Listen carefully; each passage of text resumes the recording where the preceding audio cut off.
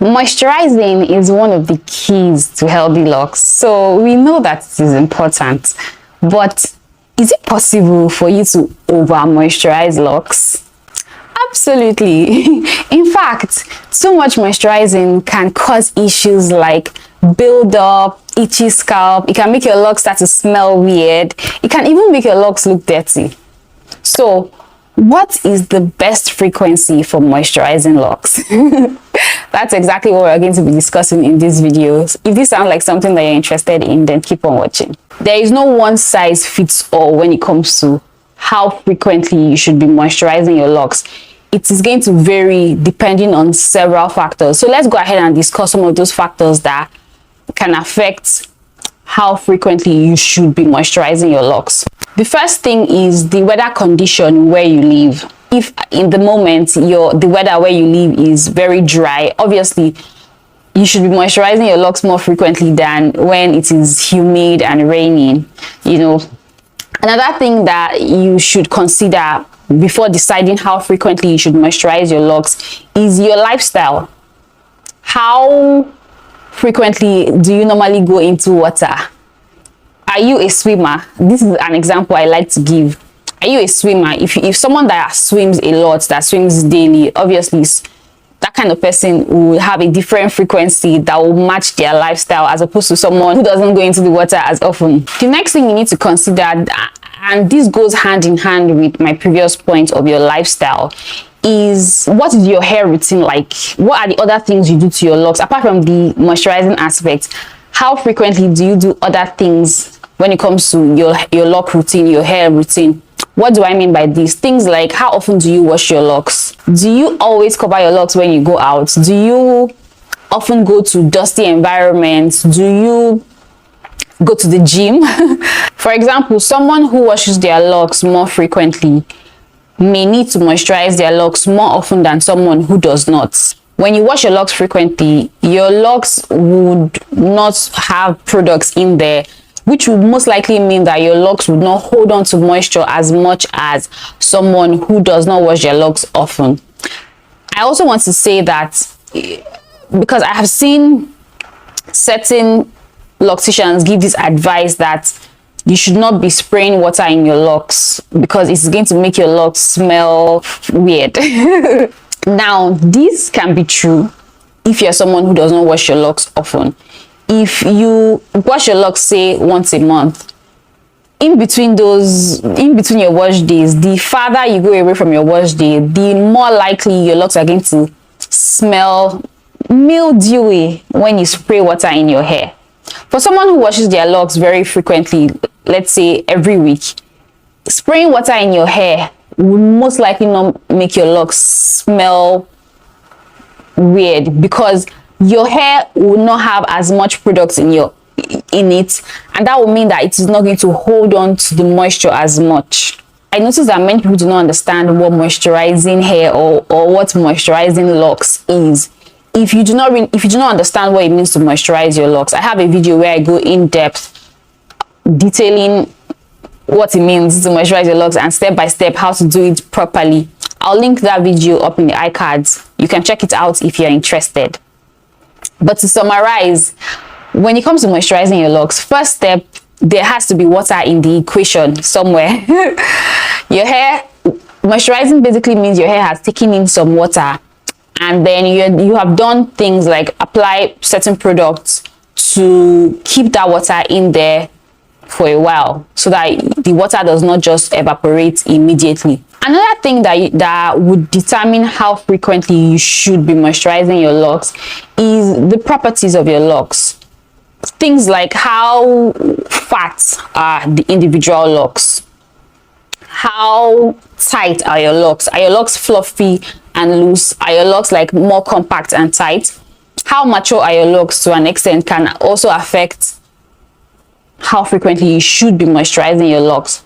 For example, someone who has bigger size locks would have a higher chance of having mildew in their locks because it's going to take more effort or more time to dry bigger size locks than to dry smaller size locks. I hope you understand what I mean. Similarly, someone who has compact locks, whose locks are very, very tight, for someone like that, all things being equal, assuming that they all have the same size of locks and the same density of hair, for someone who has more compact locks, it will most likely take more effort and probably more time to dry more compact locks than locks that are loose and fluffy.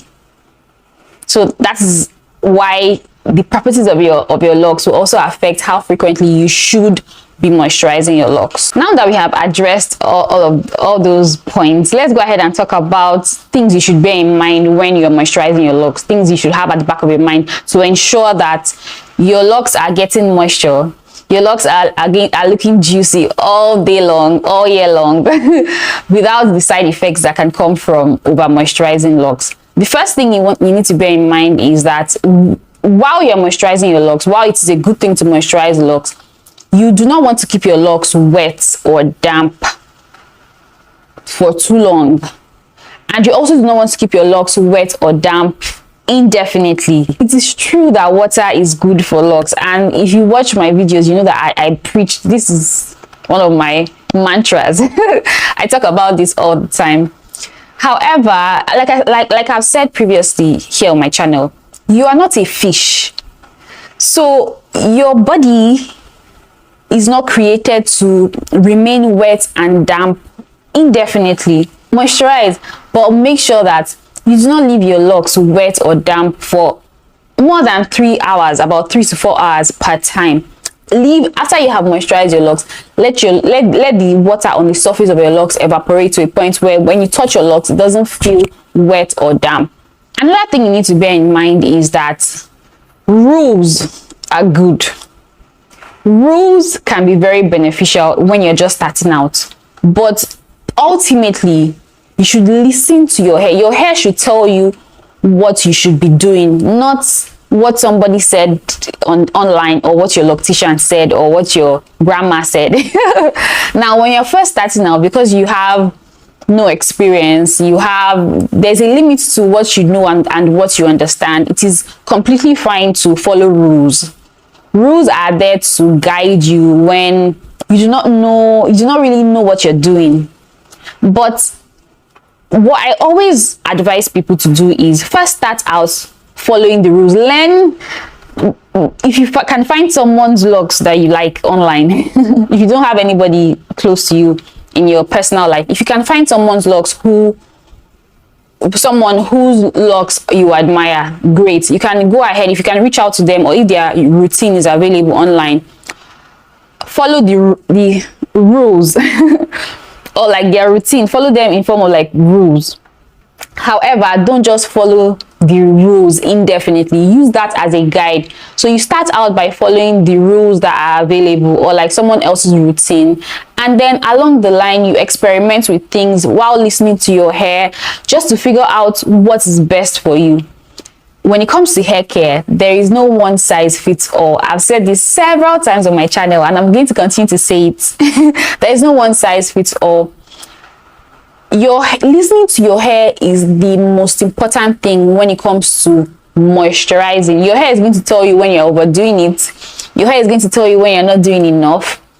Your hair is going to tell you if there are certain things you need to tweak. Sometimes you may not necessarily know what exactly is wrong or what you need to tweak, but your hair will tell you that, hey, see, something is wrong. And that's why it's important for you to listen to your hair. Don't follow anybody blindly. Like I've said here on my channel, even me, as much as I say that I am the hair genie, I have the answer to all your law questions, you should not follow me blindly. And that's why when I give you advice, I try to make you understand the reasoning behind the things I say, so that whenever the reasoning doesn't work for you, or for your lifestyle, or for your peculiar situation, because I do not live with you, I do not know the nuances of your situation. So whenever, that's why I share the reasoning behind it, so that when you look at your circumstances and you see that this reasoning doesn't necessarily apply to you know, what is happening with me. You can change things, you can tweak things. It is never a good idea for you to just follow anybody blindly, not even me. Another thing you need to bear in mind is that there is no moisture. There is no moisturizing without water. Water is at the core, at the heart of moisturizing is water. And that's why when you think of what moisturizing, the first thing that should come to your mind is water.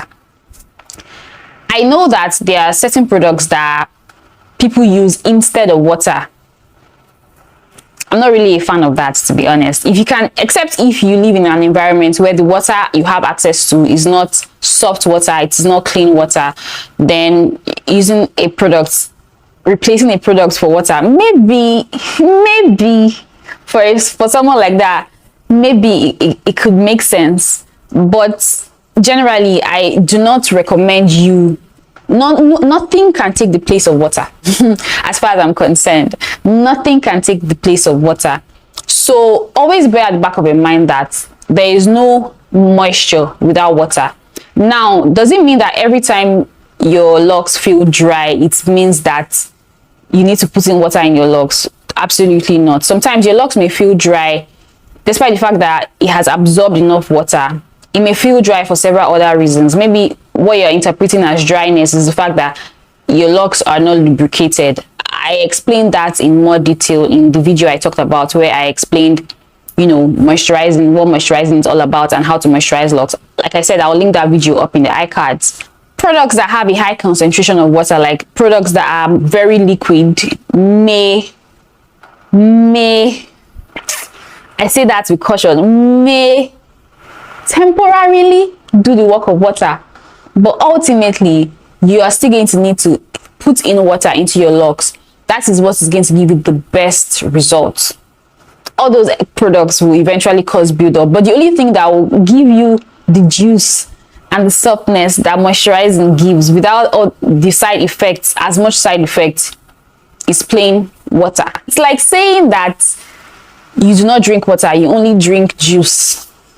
Even though juices have a high concentration of water, and in certain situations, maybe if there is drought, instead of going without any liquid, taking a juice, for example, would help to keep you hydrated despite the fact that you do not have access to water. But if all things being equal, if you have access to everything, you cannot just completely depend on juice as your only source of water. There is something that plain water does. For example, flushing your system, detoxifying your body. Juice will most likely not do the work as good as water. Juice will most likely not hydrate your body as good as water. It's something similar. Another thing you need to bear in mind when you're moisturizing your locks is that products can help to keep your locks moisturized. They can support the water in helping to keep your hair moisturized a little longer. Another thing you need to bear in mind when you're moisturizing your locks is that when it comes to products, it is important for you to be light-handed.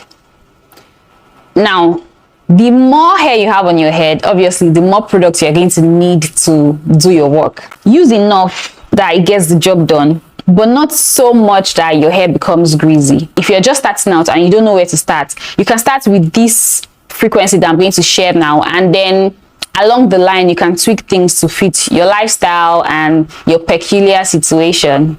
If you live in a very dry environment, or if it is currently the very dry season, if you're in Nigeria, if it is Harmattan, if you're in the US, in Europe, where there is snow, if it is winter, then you should be moisturizing your locks twice a day, morning and night. Now, you can do one just water, then another one water and a light quantity of a hair product. That could work if it is summer, or if you live in a sunny environment. Moisturizing once a day is fine. Now, if you live in an environment that is very, very humid, where it rains all the time, the atmosphere is always wet and humid, for someone like that, moisturizing anything from 1 to 3 times a week is fine. You don't have to go more than 3 times a week because the atmosphere is very, in short, many times if it is raining season, moisturizing once a week can actually get the job done. If you often go outside, you may not even need to moisturize. You may just need to apply maybe certain oils or butters or whatever you like to use to seal in the moisture, but the atmosphere will do a lot of the job for you. Now, I should also say that regardless of where you fit in this, in all these recommendations that I have given you, I recommend that it is a good idea for you to rinse your locks, allow water to run down your locks, to wet your locks at least once a week. I think it can actually help your locks to stay juicy and moisturized all through the week. So if you're someone who creates a habit of, even if you're not washing with a shampoo, just going to the shower at least once a week, let it rain on your hair, rinse your hair with plain water. If you form a habit like that, you may not need to be too particular about doing a full-on moisturizing session within the week, especially if you live in an environment that is not very dry. So this is something I always do. I wet my locks in the shower. I don't think no matter how stressful life gets, sometimes I may not be able to go in to do like a full wash day, but I always rinse my locks with water at least once a week. Most times I do it up to 2-3 times a week. So that's another thing you need to that's another thing that you can try. I hope you guys found this video helpful. If you did, don't forget to give this video a thumbs up. If you like my locks, you like how my locks look, I would like to know how I was able to achieve this, how I started my locks, how I retwist for thickness. I have an online course where I share all the details. I will put the link in the description box, and if you click my name and go to my homepage, you find the link over there.